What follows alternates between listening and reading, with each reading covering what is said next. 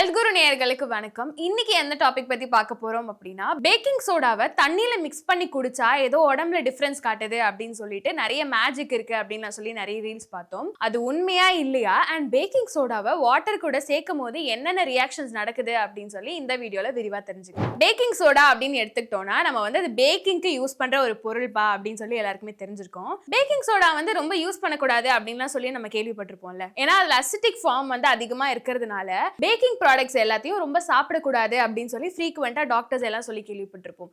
ஆனா அந்த பேக்கிங் சோடால வந்து இப்படி ஒரு மேஜிக் நடக்குது அப்படின்னு சொல்லி அதே டாக்டர்ஸ் போடுறாங்க.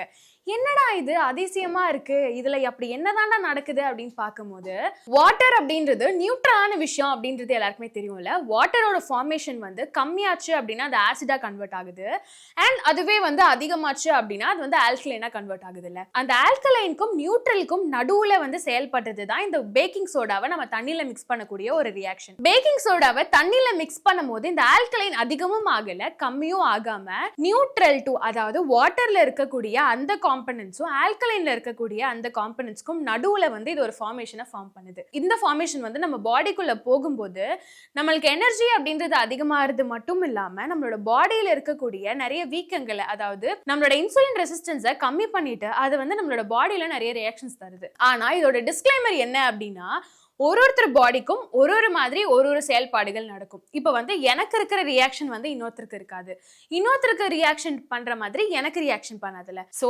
பாடியில வந்து நம்மளுக்கு போன்ஸ் ப்ராப்ளம் இருக்கிறது அண்ட் ஃப்ரீக்வெண்டா டயர்ட்னஸ் இருக்கிறது. ரீசெண்டா இதை பத்தி ஒரு டாக்டர் கிட்ட கேட்கும் போது என்ன சொல்லியிருந்தாரு அப்படின்னா, ஆமா இது உண்மையாலே நடக்குது அப்படின்னு சொல்லி நானும் ஒரு கமெண்ட் வந்து படிச்சேன். அந்த கமெண்ட்ல அவர் என்ன சொல்லியிருக்காரு அப்படின்னா, எனக்கு ஸ்ட்ரோக் இருக்கு, எனக்கு வந்து ஜாயின்ஸ் பெயின் எல்லாமே இருக்கு, பேக் பெயின் எல்லாமே இருக்கு, ஆனா அமெரிக்கன்ஸ் வந்து இந்த வாட்டரை குடிக்கிறது இந்த மாதிரி சரியாகும் அப்படின்னு சொல்லி நான் ஒரு வீடியோ பார்த்து அதை நான் ட்ரை பண்ணேன், இது வந்து எனக்கு ஒர்க் அவுட் ஆச்சு அப்படின்ற மாதிரி சொல்லியிருந்தாரு.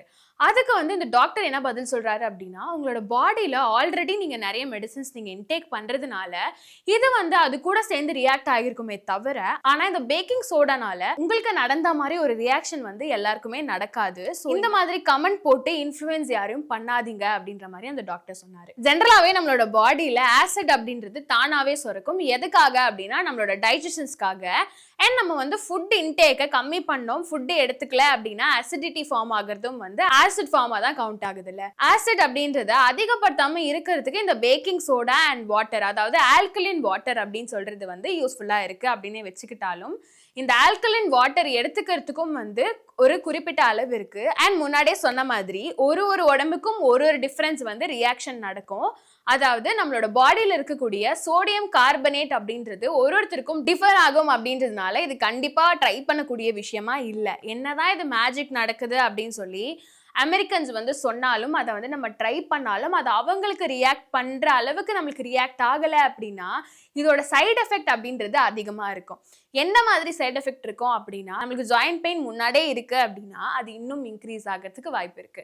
அதே மாதிரி சில பேருக்கு வந்து கியூர் பண்ற விஷயமா இருந்தாலும் டாக்டரோட பிரிஸ்கிரிப்ஷன் இல்லாம, டாக்டரோட கன்சல்டேஷன்ஸ் இல்லாம இந்த மாதிரி ஹோம் ரெமிடிஸ் எல்லாம் ட்ரை பண்றது ரொம்பவே தப்பு. எப்படி பேக்கிங் சோடானால நிறைய மேஜிக் நடக்குது அப்படின்னு சொல்லி சொன்னாலும், ஆல்ரெடி வாட்டர்ல ஆல்கலைன் கண்டென்ட் அதிகமா இருந்துச்சு அப்படின்னா அது கூட மஞ்சத்தூள் கொஞ்சம் போடும் போது அது ரெட் கலர்ல கன்வெர்ட் ஆகும்ல. அதுவுமே ஒரு விதமான எக்ஸ்பெரிமெண்டா இருந்தாலும் அதுவுமே வந்து ஹெல்த் ட்ரிங்கா எடுப்போமா அப்படின்னு கேட்டா கண்டிப்பா கிடையாதுல்ல. அதே மாதிரி தான் இந்த பேக்கிங் பவுடரும். பேக்கிங் பவுடர் அண்ட் வாட்டர் இந்த ரியாக்ஷன் வந்து நல்ல ரியாக்ஷனா இருக்கலாம் அப்படின்னு டாக்டர் சொன்னாலும், இல்ல இது வந்து ஒர்க் அவுட் ஆகாது அந்த மாதிரி சொன்னாலும், நம்மளோட பாடியோட டெக்ஸ்சர் என்ன அப்படின்றது நம்ம எல்லாருக்குமே தெரிஞ்ச ஒரு விஷயமா தான் இருக்கும். பாடியில ப்ளோட்டிங் அப்படின்றது நம்மளுக்கு ஏன் நடக்குது அப்படின்னு சொல்லி நம்ம யோசிச்சு பார்க்கும்போது, அதிகமா சாப்பிட்டுருப்போம், இல்லைன்னா வந்து நம்ம குறிப்பிட்ட இந்த ஒரு சாப்பாடு ஒத்துக்கல அப்படின்னாலும் நம்மளோட வாய் ருசிக்காக நம்ம எடுத்து சாப்பிட்டுருவோம்ல, அதுக்கப்புறம் அது ப்ளோட் ஆகும்.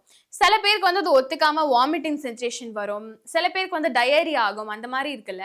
அதே மாதிரி தான் இந்த பேக்கிங் சோடா அண்ட் வாட்டரோட மிக்ஸும். இதை வந்து நம்ம ட்ரை பண்ணியே பார்க்கணும். நம்ம இது வந்து எல்லாருக்குமே ரியாக்ட் ஆகுதுப்பா, இது ஒரு ஸ்கின் கேர் மாதிரி, இது ஒரு ஹேர் கேர் மாதிரி, நம்ம இதை ட்ரை பண்ணியே ஆகணும் அப்படின்னு நினைக்கிறவங்க ட்ரை பண்ணுங்க. ட்ரை பண்ணும் போது இந்த ரியாக்ஷன் நடந்துச்சு அப்படின்னா கண்டிப்பா அதை ஸ்டாப் பண்ணிடுங்க. என்னென்ன ரியாக்ஷன் அப்படின்னு பார்க்கும்போது, ஸ்டமக் பெயின் ஆகுறது, வாமிட்டிங் சென்சேஷன் வருது, அசிடிக் ஃபார்ம் வருது, ஃபேட்டி லிவர் அதிகமாகுறது. ஃபேட்டி லிவர் இருக்கவங்க இதை தயவு செஞ்சு ட்ரையே பண்ணாதீங்க அப்படின்னு தான் வந்து நான் சொல்வேன்.